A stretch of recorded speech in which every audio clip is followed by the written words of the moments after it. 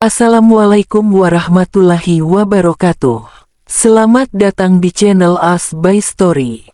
Jangan lupa like, komen, dan subscribe, serta aktifkan lonceng notifikasi agar tidak ketinggalan cerita menarik lainnya. Sekarang, mari kita mulai ceritanya. Furkan mendapatkan pelajaran yang berharga setelah bertemu dengan Azhar. Awalnya dia bingung, sekarang dia sudah tahu bagaimana menghadapi kerasnya sikap Permata. 1 minggu dari pondok Azhar, Furkan menyuruh seseorang untuk mengawasi semua tindakan Permata.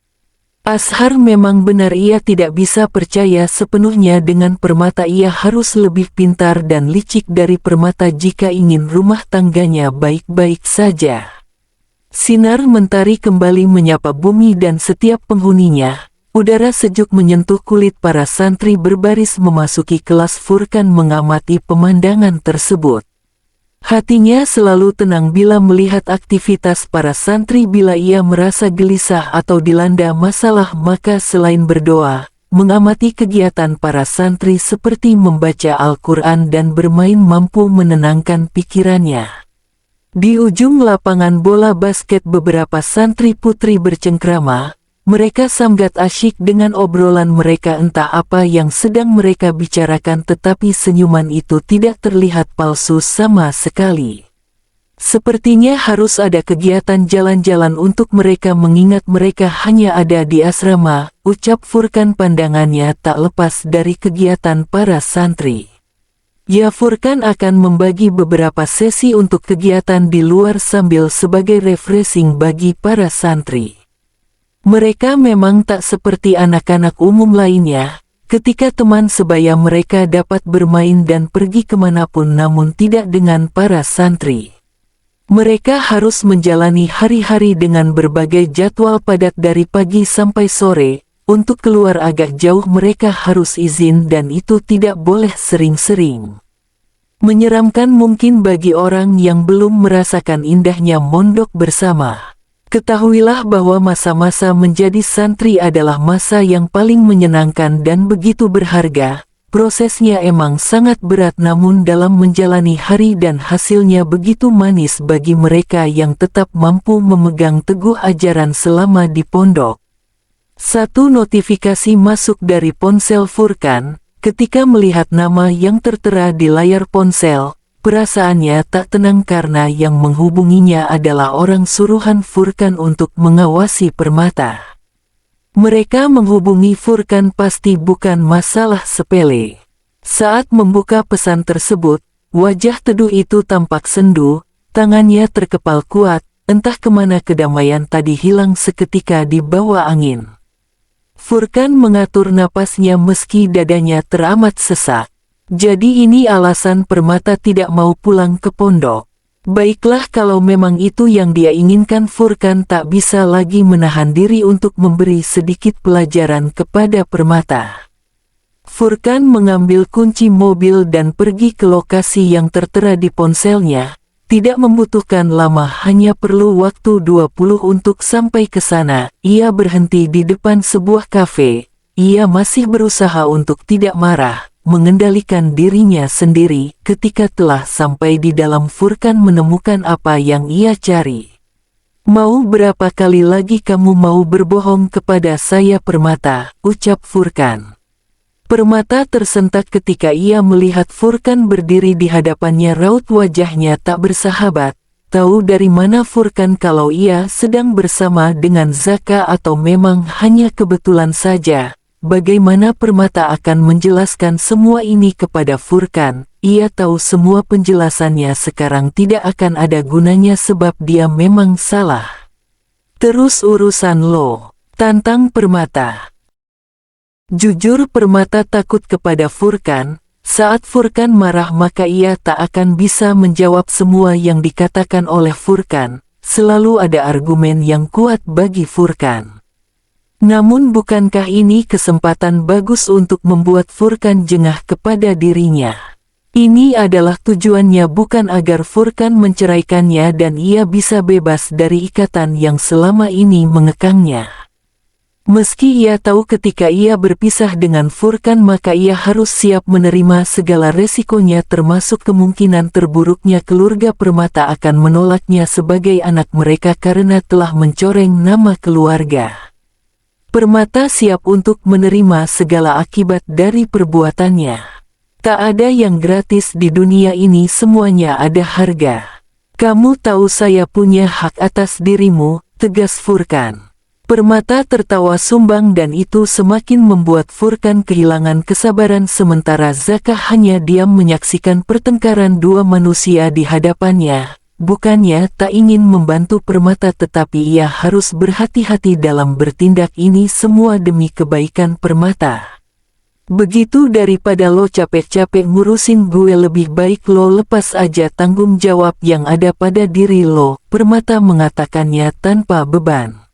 Sebegitu tak tersiksanya kah Permata dalam ikatan pernikahan mereka. Furkan sudah berusaha menjadi suami yang terbaik buat Permata, namun mengapa Permata tak bisa melihat seberapa tulusnya kasih sayang Furkan kepadanya tanpa ada keterpaksaan sama sekali. Lo cemburu ya? Ya saya cemburu, memangnya kenapa? Tanya Furkan balik. Permata sama sekali tak peduli dengan semua jawaban Furkan, baginya itu semua adalah lelucon. Kamu yang meminta semua ini Permata, jangan salahkan saya kalau saya akan mengambil tindakan tegas. Setelah mengatakan itu Furkan pergi tanpa melihat Permata sedikit pun. Jelas ini bukan pertanda baik, pasti Furkan punya rencana untuk membalas semua perlakuan buruk Permata kepada dirinya. Ia harus waspada mulai sekarang, apapun itu ia akan menghadapinya dengan keberanian. Jika butuh bantu lo bisa hubungi gue Permata, Zaka. Permata mengangguk, tak ada keraguan sedikit pun dalam diri Permata untuk Zaka. Ia tahu Zaka adalah orang yang bisa diandalkan, hanya saja ia tak mau menyeret Zaka terlalu dalam.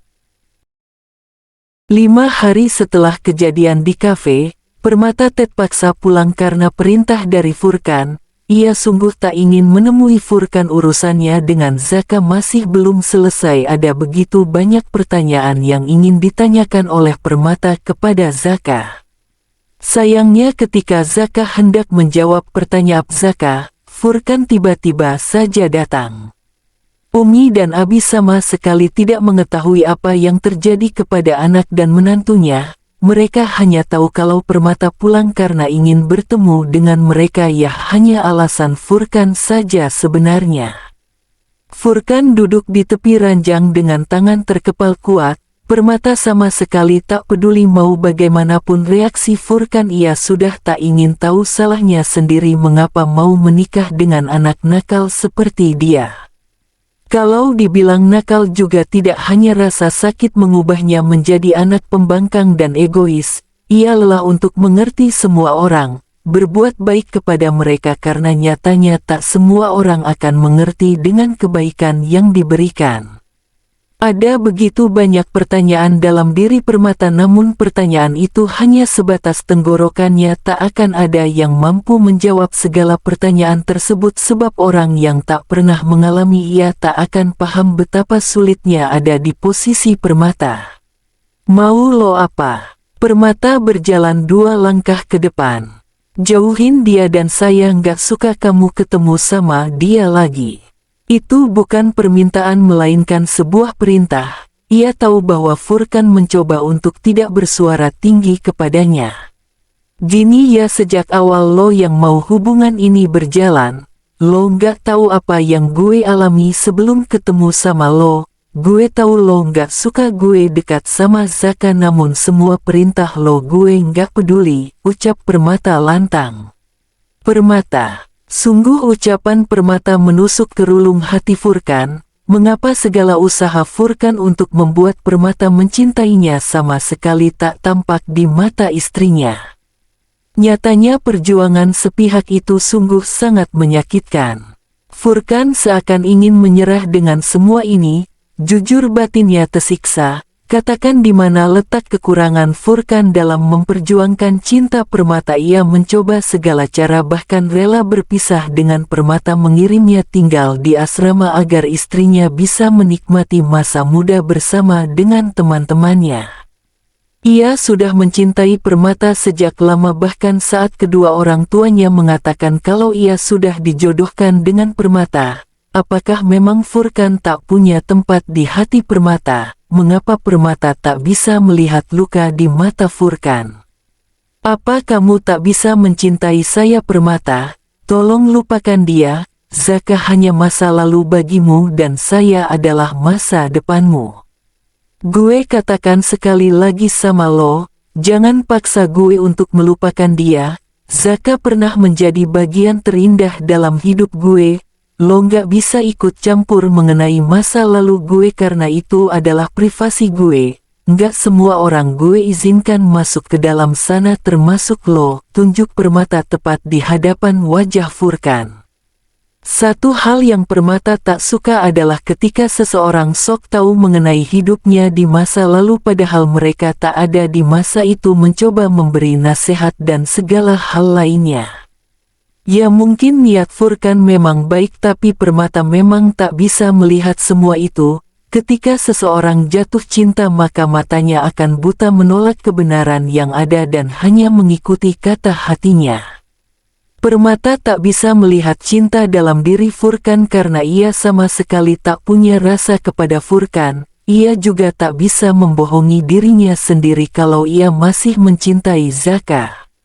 Mungkin ketika pertama kali melihat Zaka ia menepis rasa itu jauh dari dirinya sebab kecewa atas tindakan Zaka meninggalkannya tanpa alasan. Tetapi setelah tahu mengapa Zaka meninggalkannya, Permata tak mampu untuk membendung luapan rindu itu. Ya, dia sangat rindu dengan Zaka yang selalu menghiburnya dengan cara konyol tetapi terlihat lucu bagi Permata. Memang banyak orang terdekat Permata agar menjaga jarak dengan Zaka. Sahabat Permata juga menentang keras kedekatannya dengan Zaka. Hal itu tentu dosa bagi seseorang yang sudah punya suami dan berstatus istri orang. Abang dan kakak sepupu Permata juga memberi peringatan keras pada adik mereka agar menjauh dari Zaka. Jika sampai orang tua Permata tahu akan masalah ini, mereka tak akan tinggal diam. Apalagi ayah Permata, dia memang sangat menyayangi Permata, namun ketika anaknya melakukan kesalahan fatal maka ia tak akan segan memberi hukuman berat. Keluarga besar sudah tahu seperti apa sifat ayah Permata, oleh sebab itu mereka semua begitu mencemaskan akibat dari tindakan bodoh Permata. Coba katakan Permata, di mana kurangnya saya dalam mendapatkan hatimu? Percuma lo berjuang keras kalau hati gue bukan untuk lo, maka semua itu tidak akan ada gunanya sama sekali. Berdebat dengan Furkan menguras tenaganya. Lebih baik ia pergi dari sini. Menghindari segala pertanyaan Furkan saat ia melangkah pergi, Furkan memegang pergelangan tangan Permata. Saya tahu kamu tidak mencintai saya, tapi saya tidak akan menyerah atas dirimu. Bagi saya pernikahan adalah hal sakral, bukan permainan, hanya sekali dalam seumur hidup. Basi tahu nggak? Permata mencoba melepaskan tangannya dari cengkaraman Furkan, namun suaminya seakan enggan untuk membiarkannya pergi. Lepas Furkan, ucap Permata sekali lagi. Beri saya kesempatan. Lo paham gak sih kalau gue tersiksa dengan semua ini? Gara-gara lo Furkan gue nggak bisa kuliah di Unpad, universitas impian gue. Apa lo tahu sakitnya gagal sebelum mencoba? Gue ada dalam masalah ini karena lo. Andai aja lo nggak minta pernikahan kita dipercepat, maka gue akan mencapai mimpi gue. Furkan, semua ini adalah kesalahan lo. Apa lo tahu itu? Sejak lama Permata menahan diri untuk tidak mengatakan semua ini, namun Furkanlah yang membuatnya mengatakan rasa sakit ini. Itu adalah salah satu alasan mengapa Permata cukup sulit menerima Furkan. Selain ia masih mencintai Zaka, saat ia melihat Furkan ia juga teringat akan rasa sakit atas impiannya yang gagal meraih kuliah untuk di Unpad. Ia sama sekali tidak masalah kalau ia gagal setelah ia ikut tes, tapi ia gagal sebelum mencoba dan rasa sakit itu tak pernah berkurang sedikit pun. Malah sebaliknya rasa sakit itu semakin dalam saat melihat postingan teman-temannya yang kuliah di Unpad. Sungguh ia tak akan berbohong jika ada yang bertanya kepada dirinya apakah ia iri dengan mereka yang kuliah di Unpad, Universitas Impian Permata. Maka dengan jelas Permata akan menjawab ya, dia iri dengan mereka. Impiannya adalah salah satu hal yang berharga dalam diri Permata. Impian yang direnggut paksa darinya. Furkan melangkah mundur, seketika kakinya tak mampu menahan beratnya beban tubuh, ia terduduk dengan pandangan kosong menatap lantai. Pantas saja Permata tak mau melihatnya, barang sedikit saja rupanya dugaannya salah. Ia pikir Permata hanya anak remaja yang labil, masih berusahanya mencari jati diri. Rupanya ada alasan besar, ia adalah salah satu luka terbesar bagi istrinya sendiri. Mengapa dan kenapa ia sama sekali tak menyadari hal ini? Keputusan yang ia anggap benar dan baik untuk mereka berdua, hanya baik untuk Furkan tetapi tidak untuk Permata. Permata pergi meninggalkan Furkan, sekarang ia juga ikut terguncang atas pernyataan yang ia ucapkan sendiri. Tak pernah ia mengatakan ini pada siapapun, bahkan kepada sahabat baiknya sendiri. Luka ini teramat sakit, bahkan lebih sakit daripada saat Zaka meninggalkannya. Baginya patah hati karena impian jauh lebih memilukan ketimbang patah hati tinggal oleh orang yang dicintai. Bagaimana tidak, impian adalah tujuan hidup dan itu yang telah hancurkan sekarang bagai pecahan kaca, tak bersisa sedikit pun. Ia memang tak putus kuliah, ia masih bisa melanjutkan kuliah, namun kampusnya sekarang bukanlah kampus impiannya. Katakanlah Permata terpaksa berkuliah di sana karena tak ada cara lain ketimbang dia tidak kuliah. Setiap malam ia masih memimpikannya datang di pagi hari dengan senyuman ke kampus tujuannya, kampus umum dengan berbagai kegiatan menarik termasuk pertukaran pelajar luar negeri. Lingkungan pesantren tampak ramai. Para santri menikmati setiap momen dalam hidupnya. Ia tak pernah tahu bagaimana hidup di pesantren, ia hanya tahu hidup di asrama dengan berbagai peraturan. Lalu lihatlah mereka, tak ada rasa sedih di wajah mereka. Hanya ada kebahagiaan saat bercerita satu sama lain. Ah, pasti Permata keliru, bukankah tidak ada manusia di muka bumi ini yang baik-baik saja? Setiap mereka punya beban di pundak mereka. Betapa hebatnya anak-anak ini begitu pandai menutupi luka sebenarnya hingga Permata tak mampu melihat luka tersebut. Ketika Permata berjalan di depan mereka, para santri putri menundukkan kepala sebagai tanda hormat untuk Ning mereka. Permata yang tak mengerti kebingungan. "Ada apa dengan kalian? Kenapa kalian menunduk?" tanya Permata. "Maaf Ning, emang begini adabnya. Sebab Ning adalah istri dari Gus kami." "Tak pantas." Permata tak pantas diperlakukan seperti ini, apalagi panggilan Ning. Bagi dirinya itu sangatlah berat. Sejak di asrama Permata mencari tahu segala hal tentang pesantren dan panggilan Ning yang sering orang-orang ucapkan kepada dirinya. Sungguh ia tak pantas mendapatkan semua ini. Sebab yang ia tahu seorang Ning adalah seseorang yang berakhlak mulia, penuh dengan sopan santun, pandai mengaji, baca kitab, lemah lembut, berilmu tinggi dan masih banyak lagi yang tak ia miliki sama sekali. "Lain kali jangan panggil saya Ning, panggil kakak saja, sebab panggilan Ning itu cukup berat bagi saya dan saya belum pantas mendapatkan panggilan tersebut.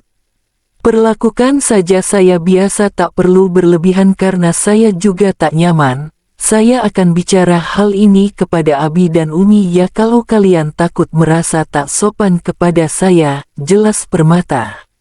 Mereka tak menjawab, hanya diam tanpa suara. Baru kali ini mereka menemukan seseorang seperti Permata.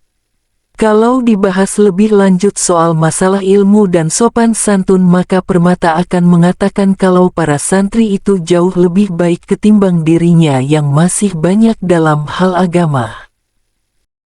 Perdebatan panjang dengan Furkan membuat Permata merasa sedikit bersalah. Ia hanya sedikit, karena bukankah itu tidak sepenuhnya kesalahan Permata? Ia sangat sadar memang perkataannya kepada Furkan sangat kasar, tidak mencerminkan ucapan seorang istri kepada suaminya.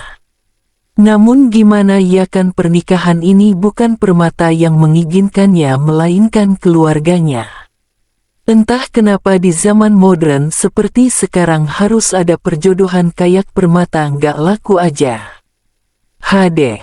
Berulang kali Permata memeriksa ponselnya hanya untuk memastikan apakah Furkan menghubunginya atau tidak. Ternyata ada pesan atau panggilan yang masuk sama sekali. Harus ia akui kalau Permata merasa kehilangan. Biasanya meskipun bertengkar, Furkan tetap menghubunginya bahkan sampai 5 kali dalam sehari kayak waktu salat aja. Namun sekarang sejak pertengkaran hebat tersebut, Furkan tidak menghubunginya sama sekali. Ingin sekali ia menanyakan kabar Furkan dan meminta maaf, tapi gengsi dong. Permata masih punya pemikiran kalau semua ini bukanlah kesalahannya. Coba aja kedua orang tuanya tidak memaksanya untuk menikah dan Furkan juga mau diajak kompromi, kan gak serumit ini situasinya. Dahlah, ucapnya. Permata melempar ponselnya asal dan menatap langit-langit lamar. Moodnya sangat kacau. Seharusnya Permata bahagia, tidak ada notifikasi menyebalkan dari Furkan, namun kenapa ia merasa malah sebaliknya? Atau jangan-jangan tanpa ia sadari Permata sudah punya rasa kepada Furkan? Ah tidak. Itu sama sekali tidak mungkin. Yang benar aja kalau Permata menyukai Furkan barangkali hanya karena perasaan bersalahnya. Ya hanya itu, tak lebih dan tak kurang. Ada apa sih anti Permata? Kalista. Kalista memang memperhatikan Permata sedari tadi. Ia tak tampak seperti biasanya. Kalista yakin ada sesuatu yang mengganggu Permata, tapi ia juga tak ingin bertanya langsung kepada Permata. Biarlah Permata yang menceritakannya sendiri. Sudah hampir 1 bulan mereka di asrama dan anak-anak diwajibkan menggunakan beberapa kosakata bahasa Arab dalam kehidupannya sehari-hari, seperti penggunaan ana dan anti. Kalista misalkannya nih, ya kamu dinikahkan oleh orang tuamu secara paksa, apa kamu menerimanya? Mendapat pertanyaan yang tiba-tiba dari Permata sedikit membuat Kalista kebingungan, namun ia mencoba menanggapi pertanyaan Permata dan berpikir sejenak. Ana tidak akan menerimanya. Permata, lagian segala sesuatu yang dipaksakan itu tidak baik. Namun hal itu juga tidak sepenuhnya benar. Lihat suaminya gimana, apakah ia baik atau tidak? Kalau dia baik dan menyayangi kita, apa salah ya untuk menerima pernikahan tersebut? Mana tahu memang itu takdir terbaik untuk kita. Permata. Furkan baik, malah sangat teramat baik kepada Permata. Dia saja yang merasa tak pantas untuk Furkan. Perempuan model dia dapat spek Gus, serasa mimpi nggak sih? Pasti banyak di luaran sana wanita yang menaruh hati kepada Furkan, tetapi karena perjanjian dengan kedua orang tua mereka malah membuat Furkan menikah dengannya, padahal kan Furkan bisa dapat yang jauh lebih baik dari dirinya.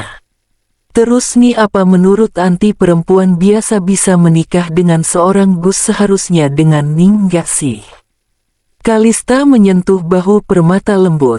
Permata, dengarkan ana, gak ada istilahnya Ning dengan Gus atau santri dengan santri, itu hanya asumsi masyarakat saja. Bukankah di mata Allah kita sama saja, yang membedakan adalah ketakwaan kita? Belum tentu Ning itu lebih baik dari perempuan biasa, dan begitu pun sebaliknya. Kalista memang begitu sangat dewasa dibandingkan yang lainnya. Ia tak akan bertanya mengapa Permata mengajukan pertanyaan seperti itu. Barangkali dia memang hanya ingin, lagian mereka juga udah masuk tahap dewasa dan pembicaraan soal pernikahan itu sangat wajar di kalangan mereka. Tak ada yang salah dengan itu. Tapi meskipun suaminya sangat baik, tapi istrinya tak mencintainya, malah meminta bercerai. Allah sangat membenci perceraian Permata. Mencintai orang yang kita nikahi adalah kewajiban terlebih suaminya perhatian dan menjaga hak-hak istrinya sungguh durhaka pada suaminya itu dosa. Permata tampak mengangguk ia paham namun kan hati memang gak bisa dipaksa ya seketika Permata teringat semua dosanya kepada Furkan pantas saja ia merasa hidupnya tidak tenang dan selalu merasa gelisah jangan-jangan karena dia sangat tak menghormati Furkan sebagai suaminya. Maksasih ya atas penjelasannya, ana harus ke kamar Kak Tina dulu ada urusan, pamit Permata. Baiklah. Permata berjalan ke arah lantai 3 di mana kamar Tina sekaligus pembina asrama Permata berada. Setiap langkahnya ia teringat akan perkataan Kalista jauh dari lubuk hatinya ia ingin memperbaiki hubungannya dengan Furkan tetapi ada sisi lain dari dirinya yang menolak akan hal tersebut. Misi Kak, Permata mengetuk pintu setelah mendengar sahutan dari dalam barulah Permata masuk. Iya Permata kenapa? Tidak biasanya Permata mengunjungi Tina, apa terjadi masalahnya dengannya Tina menyuruh Permata untuk duduk. Nggak ada apa-apa Kak mau cerita aja apa Kakak sibuk. Tina tersenyum, ia sama sekali tidak sibuk kalaupun memang ada anak bimbingannya yang ingin bercerita maka ia akan meluangkan waktu. Tina selalu menganggap anak-anak bimbingannya adalah teman karena memang jarak usia mereka tidak jauh berbeda mungkin hanya 5 atau 6 tahun saja. Kak sebenarnya alasan Gus Furkan mengirim Ana ke Asma untuk membiarkan Ana merasakan masa muda bersama teman-teman seusia Ana tapi Ana sama sekali tak menerima pernikahan ini Kak. Tina cukup terkejut dengan pernyataan Permata pantas saja selama Gus Furkan berkunjung Permata tampak acuh. Ia juga sempat bertanya-tanya pernikahan Furkan begitu mendadak dan Permata juga cukup sangat muda untuk menjadi seorang istri. Dipaksakan bagaimana? Tina harus tahu benar permasalahannya gimana ia tak mau salah memberikan solusi kepada Permata. Ana tak mencintai Furkan Kak. Ini semua paksaan dari kedua orang tua Ana. Permata tapi kalau kakak lihat Gus Furkan sangat mencintai dirimu, mungkin memang saat ini hatimu tak terketuk tapi cobalah untuk sedikit menerima takdir Permata. Memang tak mudah sama sekali karena berkaitan dengan hati, lagian asalkan anti tahu banyak loh yang naksir sama Gus Furkan, goda Tina. Iya Ana juga tahu makanya Ana ngerasa kayaknya Furkan cocoknya sama Ning bukan sama Ana. Kalau Furkan maunya anti gimana coba? Ya mespin banyak yang deketin kalau hatinya bukan untuk mereka ya tetap aja cuman anti yang ingin dijadikan pendamping hidupnya. Permata merebahkan dirinya di samping Tina, mencoba berpikir mengenai perkataan Kalista dan Kak Tina barusan. Semua ini membuatnya pusing saja sial. Matahari begitu menusuk kulit, orang-orang berjalan begitu cepat seakan ada yang mengejar mereka. Ada berbagai aktivitas di pasar, Permata tak biasa dengan keadaan pasar yang ramai. Ia kepanasan Permata mencoba melindungi kepalanya dengan buku dari teriknya sinar matahari. Sekarang jam 13.30 WIB ada beberapa keperluan yang perlu dibeli Permata untuk perlengkapan kuliahnya. Terutama buku-buku dalam mata kuliah sosiologi dosen Permata mewajibkan mahasiswanya mempunyai buku minimal 1. Gini nih jadinya kalau nggak pernah ke pasar hadeh, keluh Permata. Ia duduk di sebuah warung dan memesan 1 pop ice rasa coklat guna menghilangkan haus di tenggorokan. Ia lupa membawa minuman padahal Kak Tina sudah mengingatkan kalau pergi keluar setidaknya membawa air karena cuaca yang sedang tidak menentu. Permata tidak mendengarkan semua nasihat Kak Tina ia pikir itu hanya akan bikin ribet kan kalau haus bisa beli minum ngapain berat-berat bawa botol minuman kalau ada yang mudah ngapain cari yang susah yaitu adalah opininya. Permata mengambil ponselnya ia harus segera kembali ke asrama ia tak mau berlama-lama di bawah terik matahari bisa hangus di entar. percuma dong perawatannya selama ini kalau jadi gosong. Sayang sekali saat ia menyalakan ponsel ternyata mati. Ia lupa mengisi daya ponselnya karena buru-buru mau pergi ke pasar. Kalau naik angkot Permata mah nggak mau, udah lama panas lagi. Belum kalau dia ketemu preman-preman pasar yang suka gangguin penumpang. Membayangkannya aja bikin ngeri mah. Perhatian Permata teralihkan pada sosok lelaki yang berdiri di ujung jalan menghadap ke belakang sembari fokus menatap layar ponselnya. Permata mencoba untuk memastikan agar ia tak salah lihat, rupanya emang benar itu adalah Furkan. Ia mencoba berpikir sejenak, apa dia minta tolong antarin aja ya sama Furkan ke asrama daripada naik angkot dan berdesak-desakan, tapi kan dia lagi berantem sama Furkan. Baru 2 langkah Furkan berjalan, Permata memanggilnya. Masa bodoh, dengan gengsinya ia tak mau kejadian horor itu terulang 2 kali. Ia pernah naik angkot saat duduk di kelas 2 SMA. Saat itu emang kedua orang tuanya tak bisa menjemput. Saat pulang sendirian 2 preman pasar mengganggunya. Untung Permata bisa kabur dari mereka. Sampai sekarang ia cukup trauma. Mau pulang ya? Furkan hanya mengangguk menanggapi pertanyaan Permata. Ia tak menyangka kalau akan bertemu Permata di sini, bahkan ia tak menyadari kalau Permata berada di sekitaran pasar, atau mungkin emang Furkannya aja yang agak cuek dengan sekitar. Tak bisa ia bohongi kalau perkataan Permata beberapa hari lalu menyakiti perasaan Furkan. Ia sampai kepikiran berhari-hari. Cuek banget, gumam Permata. Awalnya ia ingin meminta Furkan mengantarkannya kembali asrama, namun melihat sikap dingin Furkan, Permata mengurungkan niatnya. Jelas sekali kalau Furkan masih marah dengannya. Mau saya antar ke asrama, ujar Furkan ketika Permata hendak pergi.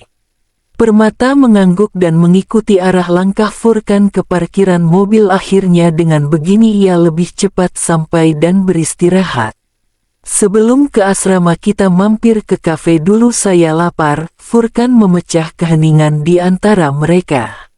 Permata sedari tadi sibuk memperhatikan jalanan sampai ucapan Furkan membuyarkan lamunannya. Permata hanya menjawab singkat lalu kembali ke aktivitas sebelumnya. Bohong kalau Furkan lapar, padahal sebelum berangkat ke pasar ia sudah sarapan. Hanya saja Furkan yakin kalau Permata belum makan siang. Ia terlihat kelelahan dengan keringat di wajahnya ditambah buku-buku dalam genggamannya. Ia emang masih tersinggung oleh ucapan Permata, tapi ia juga tak mungkin mengabaikan. Permata itu sama sekali bukan suami yang bertanggung jawab. Ada kendala selama masa perkuliahan. Nggak ada palingan tugas. Furkan menghentikan mobilnya tepat di depan kafe. Dulunya ini adalah tempat favorit bersama teman-temannya ketika ada waktu luang. Mereka akan bertukar cerita atau pengalaman. Sekarang pun juga masih begitu, kalau ada waktu mereka akan bertemu di sini. Saat memasuki kafe, nuansanya begitu terasa cukup tenang, cocok untuk anak-anak muda ataupun yang sudah menikah. Seorang pelayan perempuan menghampiri mereka. Mau pesan apa Kak Mas? Silahkan lihat dulu menu kami, sembari menyerahkan buku menu kepada mereka. Ayam saus madu sama minumannya cappuccino 2 ya Mbak. Baik Mas, jarang loh Mas kakak laki-laki ngajak adiknya makan berdua begini, ucap sang pelayan. Furkan terkekeh mendengar ucapan pelayan kafe tersebut. Berbeda dengan Permata, ia hanya diam tak menanggapi namun menyimak pembicaraan Furkan dan sang pelayan. Siapapun pasti akan berpikir kalau mereka adik kakak bukan suami istri. Jarak usia mereka cukup jelas. Wajah Furkan tampak dewasa, tampan memang relatif. Rata-rata orang yang bertemu dengan Furkan mengatakannya tampan dengan tatapan teduh begitu menyenangkan. Hanya saja Permata menyangkal semua itu. Bukan adik saya Mbak, dia istri saya, jelas Furkan. Pelayan bernama Tagefida itu pun tampak terkejut kala Furkan menyebutkan kata istri, lalu menatap Permata seakan memastikan ucapan Furkan. Loh Mas serius? Tanya sekali lagi. Iya Mbak, saya serius. Tapi wajah kakaknya kelihatan masih muda banget loh. Iya, dia baru masuk kuliah tahun ini sementara saya udah wisuda sekitar 1 tahun yang lalu, lagian kan usia hanyalah angka, Mbak. Pelayan bernama Fidah tersebut mengangguk, ya usia hanyalah angka. Baginda Nabi dan Ibunda Khadijah pun jarak usia mereka begitu jauh namun rumah tangga mereka sangatlah harmonis. Ibunda Khadijah begitu memuliakan sang baginda sebagai seorang suami, bahkan rela mengorbankan segala hartanya demi jihad sang Rasulullah. Bahkan beliau begitu setia menanti sang suami saat baginda Nabi ketakutan usai pulang dari Gua Hira ketika akan menerima wahyu yang pertama. Baginda kedinginan dengan badan yang bergetar. Ibunda Khadijah menenangkan beliau dan menyelimutinya penuh kasih sayang.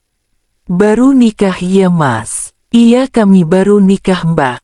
Furkan sama sekali tak terganggu dengan berbagai pertanyaan pelayan kafe bernama Fidah. Ia merasa maklum, lagian memang mereka tampak seperti kakak dan adik. Padahal Fidah ingin minta Noah, Furkan rupanya udah ada yang punya, mungkin emang belum rezekinya kali ya. Fidah pun pamit lalu mengambilkan pesanan mereka sekitar 15 menit. Furkan menunggu lalu Fidah membawakan pesanannya. Silahkan Mas, Kak. Makasih. Kali ini Permata yang bersuara. Ia tak ingin terlihat seperti orang bisu di tempat ramai begini. Tanpa menunggu Furkan ia menyantap makanannya, lagian ia emang belum makan dari pagi. Baca bismillah dulu. Sendok menggantung di udara ketika Furkan menyuruhnya membaca bismillah. Ia tak menjawab tapi menuruti lalu kembali makan. Lucu, Permata terlihat menggemaskan di mata Furkan. Begini mungkin rasanya pacaran, ingin berada di dekatnya terus-menerus, selalu rindu, kepikiran, bahkan sampai ke bawah mimpi, lalu selalu ingin menghabiskan waktu berdua. Sayang, cinta di hati Permata belum ada untuk Furkan, sementara Furkan sudah begitu mencintainya dengan tulus. Dulu waktu ia masih muda, Furkan sempat bertanya-tanya seperti apa rasanya punya pasangan bisa diajak weekend, sleep call, ngobrol berjam-jam. Bedanya Furkan dengan mereka adalah jika anak muda pacaran namun melanggar syariat, ia pacaran dalam veris halal di mana di dalamnya ada keridaan Allah. Tak ingin menatap istrinya terlalu lama, Furkan ikut menyantap makanan di hadapannya. Entah kemana rasa marah Furkan tadi seakan menguap di udara digantikan dengan rasa bahagia tiada taraf. Ingin sekali ia menghabiskan waktu bersama Permata lebih lama lagi, namun itu tidak mungkin. Permata harus segera kembali ke asrama sesuai jadwal yang telah ditentukan. Bentar, Furkan membersihkan sisa makanan di bibir Permata.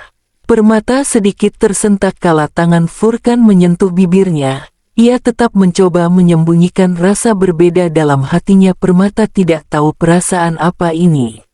Makasih, ucap Permata tanpa sadar. Mungkin karena udah biasa di asrama dengan ucapan terima kasih saat ada orang yang menolong, jadi refleks saja kata itu terucap sebab udah jadi kebiasaan dalam kehidupan sehari-hari. Saya bayar dulu baru setelahnya kita ke asrama. Furkan beranjak menuju kasir. Permata hanya memperhatikan Furkan dari jauh. Mengapa tindakan kecil dari Furkan mampu membuat Permata menjadi berdebar? Ayo, ajak Furkan. Permata berdiri lalu berjalan beriringan dengan Furkan. Di dalam mobil juga tak banyak percakapan di antara mereka. Seperti biasa Permata sibuk dengan pikirannya sementara Furkan tetap fokus menyetir. Mereka sampai di depan asrama putri. Permata segera turun lalu melambai kepada Furkan. Kayaknya Permata benar-benar tidak sadar dengan sikapnya kepada Furkan. Sementara Furkan merasa bahagia dengan perubahan Permata. Memang tak banyak walau sedikit namun mampu membuat Furkan terbang ke udara.